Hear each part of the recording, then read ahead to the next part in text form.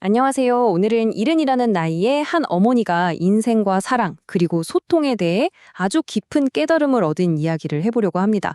엄마, 오늘 기름이 다 됐나 보다. 이 한마디가 어떻게 모든 걸 바꿨는지 한번 같이 따라가 볼까요? 이야기는 바로 이 할탄에서 시작됩니다.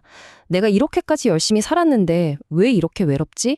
평생을 가족을 위해 헌신했는데 결국 남은 건 깊은 외로움과 서운함 뿐이었던 거죠. 정말 가슴 아픈 질문이죠. 바로 이 막막함이 모든 변화의 시작이었습니다. 자, 그럼 첫 번째 파트입니다. 나는 분명 사랑을 준다고 생각했는데 왜 아이들에게는 그게 비판이나 판단으로 느껴졌을까요? 그 안타까운 오해의 시작을 한번 들여다보겠습니다. 어느 날이었어요. 딸이 저녁으로 편의점 음식을 먹었다는 얘기를 듣고 걱정이 돼서 전화를 딱 거신 거예요. 그런데 무심코 이런 말이 튀어나온 거죠. 야, 그게 밥이 되니? 그러니까 네 얼굴이 그렇게 헬쑥하지. 물론 걱정하는 마음이었지만 딸의 대답은 차가웠습니다. 엄마, 나 지금 바빠. 하고 전화를 툭 끊어버렸어요. 바로 이거요, 이거. 이 슬라이드가 모든 걸 보여주죠.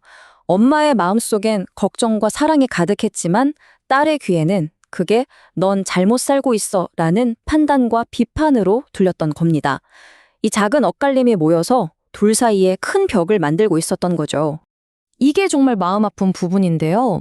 딸이 결혼 생활로 너무 힘들었을 때 엄마한테 차마 털어놓지를 못했대요. 왜 그랬을까요? 바로 그러니까 내가 그 남자 별로라고 했지 라는 말을 들을까봐 두려웠던 거예요.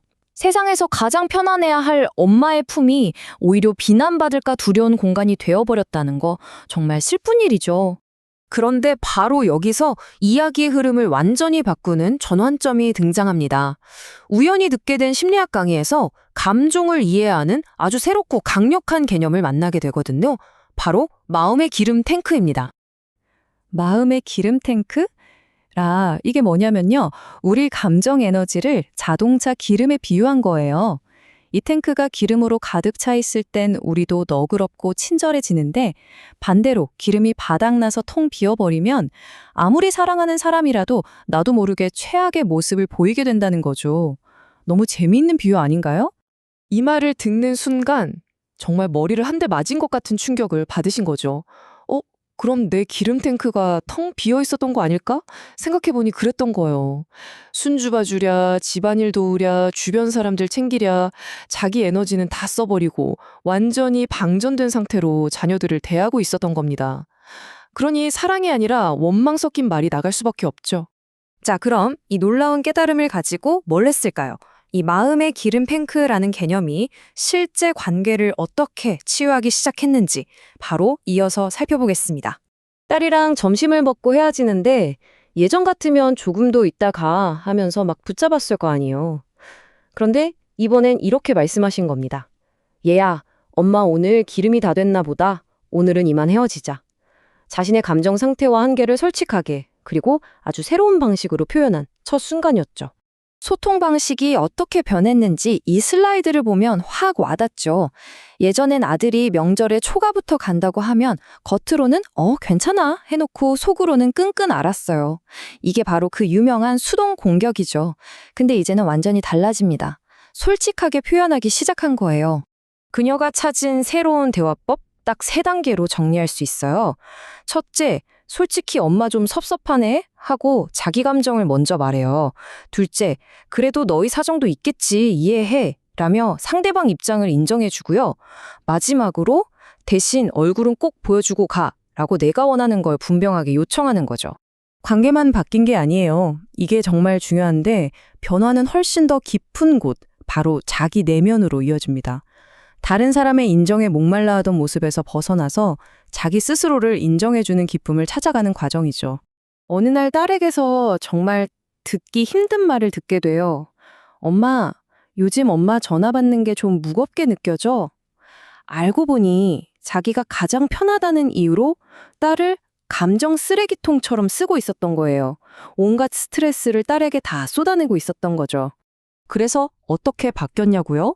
이 슬라이드를 보세요.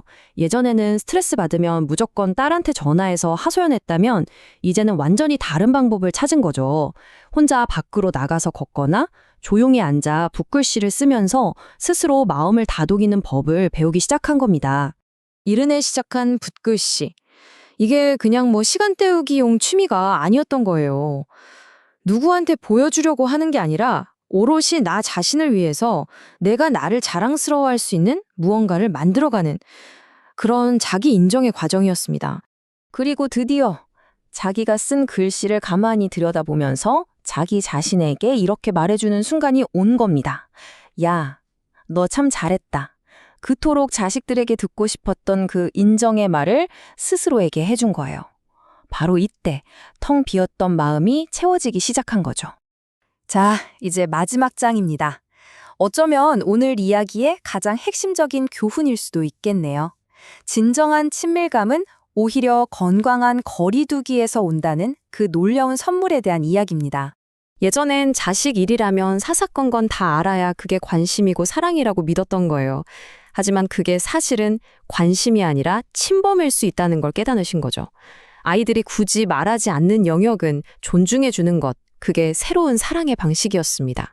그래서 이제는 억지로 문을 열고 들어가려고 하는 대신 이렇게 말하며 문을 활짝 열어두고 기다려준 거예요. 언제든 말하고 싶은 게 생기면 와, 엄마는 항상 여기 있을게. 그랬더니 정말 놀라운 일이 일어납니다. 아들이 태어나서 처음으로 자기 고민을 상의하겠다며 먼저 찾아온 거죠. 자, 그럼 오늘 이야기의 핵심, 그녀가 찾은 새로운 사랑의 모양을 한번 정리해 볼까요? 첫째, 다른 사람 찡기기 전에 내 마음의 기름 탱크부터 채울 것. 둘째, 솔직하고 친절하게 내 마음을 표현할 것. 셋째, 남의 인정이 아니라 내가 나를 인정해 줄 것. 그리고 마지막으로 억지로 손을 내밀지 말고 언제든 들어올 수 있는 문을 열어둘 것. 그리고 이 모든 깨달음이 이 한 문장으로 요약됩니다. 자식을 내 품에 꼭 끼고 있는 것이 사랑이 아니었다. 아마 이 말에 가슴이 쿵 하는 부모님들 많으실 거예요. 진짜 사랑은요, 아이도 나도 우리 모두가 숨 쉴 수 있는 공간을 만들어주는 것, 즉 건강하고 따뜻한 거리를 유지하는 법을 배우는 거였습니다. 참 역설적이죠. 그렇게 거리를 두니까 오히려 가족이 더 가까워진 겁니다. 오늘 이야기 어떠셨나요? 마지막으로 여러분께 질문 하나 드리고 싶습니다. 오늘 여러분의 마음의 기름 탱크는 얼마나 차 있나요? 그리고 그 에너지를 누구를 위해 또 어떻게 쓰고 계신가요? 한 번쯤 생각해보는 시간이 되셨으면 좋겠습니다.